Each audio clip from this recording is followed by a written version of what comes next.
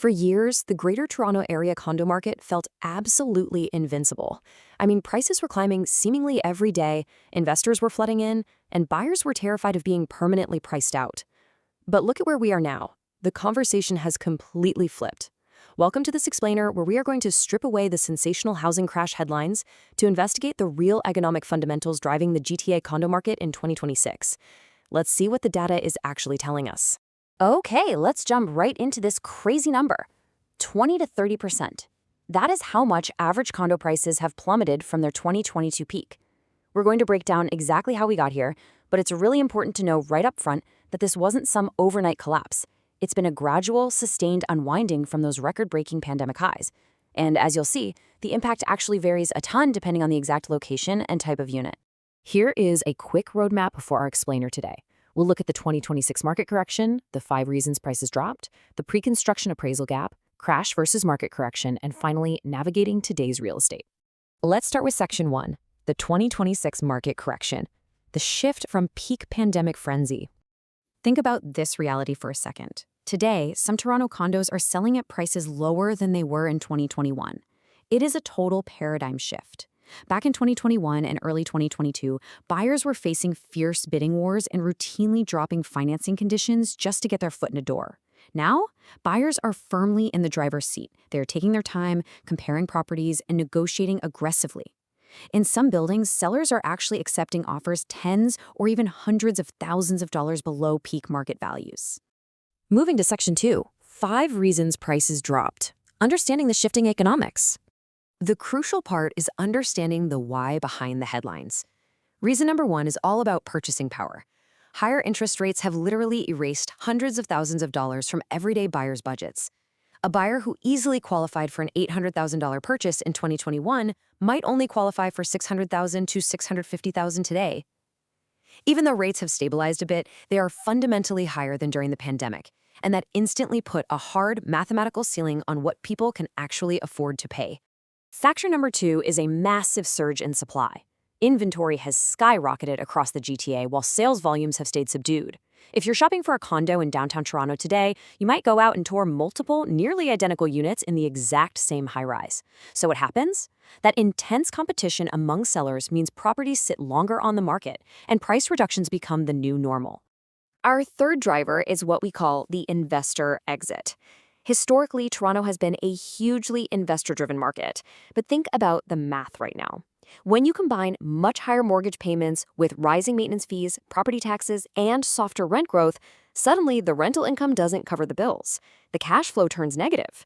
So many investors are just cutting their losses, trying to exit before values drop any further, which of course dumps even more supply onto the market.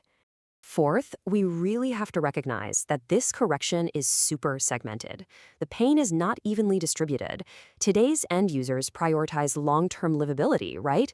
They want functional space like a home office and an actual breathing room. Because of that, the hardest hit property types are the highly speculative ones: smaller one-bedroom micro-condos, investor-heavy downtown towers, and older buildings with sky-high maintenance fees. Those are the units taking the steepest price declines. Which leads us perfectly into Section 3, the pre-construction appraisal gap, the hidden risk of buying years in advance. Let's define this appraisal gap, because honestly, it is a pretty terrifying scenario. During the peak years, a ton of buyers agreed to buy pre-construction condos at premium valuations, just assuming the market would naturally catch up by the time the building was built. But the appraisal gap is the financial shortfall that hits when a bank appraises that newly finished condo for way less than the original contract price, and the bank forces the buyer to cover the difference. To put that into perspective, imagine you agreed to buy a place in 2021 for $900,000. Now it's 2026, it's finally built, but the bank appraises it at today's market reality of $750,000. Suddenly, you are forced to come up with a massive $150,000 difference out of pocket just to close the deal. Because so many folks simply don't have that kind of cash lying around, we're seeing a huge spike in distressed assignment sales, and some folks are even walking away from their deposits entirely. All right, Section 4, crash versus market correction. Zooming out to the macroeconomic view. So you might be wondering, is Toronto experiencing a full-blown housing crash? The data makes it pretty clear. No. A true housing crash is a uniform collapse across every single property type and suburb. But what we have is a market correction. It's a segmented adjustment. Detached homes and desirable family neighborhoods have behaved very differently than those downtown condos. Premium units are still moving and remaining incredibly resilient. It really helps to remember that real estate naturally moves in cycles. We had our years of rapid growth, which hit peak pricing. Now, we are exactly where we need to be, navigating a 1 to 2 year market correction. This burns off all that speculative excess to build a healthier foundation. And eventually, this correction transitions into a stabilization phase and then a market recovery. Finally, Section 5, Navigating Today's Real Estate. Actionable advice for buyers and sellers.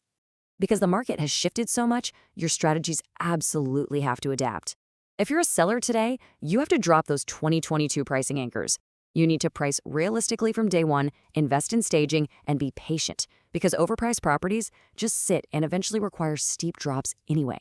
And if you're a buyer, don't just get blended by a cheap price tag. You have to evaluate the unglamorous fundamentals.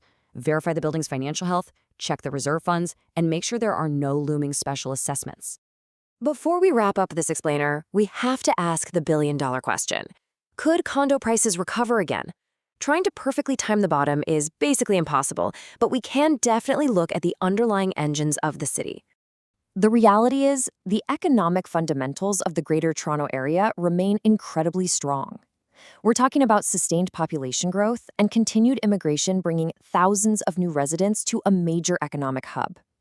The long-term demand for housing hasn't just magically disappeared, it's simply been sidelined by current affordability constraints. Eventually, interest rates will normalize. And I'll leave you with this provocative final thought. Right now, developers are struggling so much to sell pre-construction units that they are completely halting new building projects. It's one of the weakest new launch environments in decades. So, if we aren't building anything today, what happens to prices when interest rates normalize and we face an unprecedented supply shortage just a few years down the road? Could this painful correction actually be setting the stage for the next massive supply crunch? It is a fascinating cycle to watch unfold. Thanks for joining me for this explainer, and as always, keep looking past the headlines.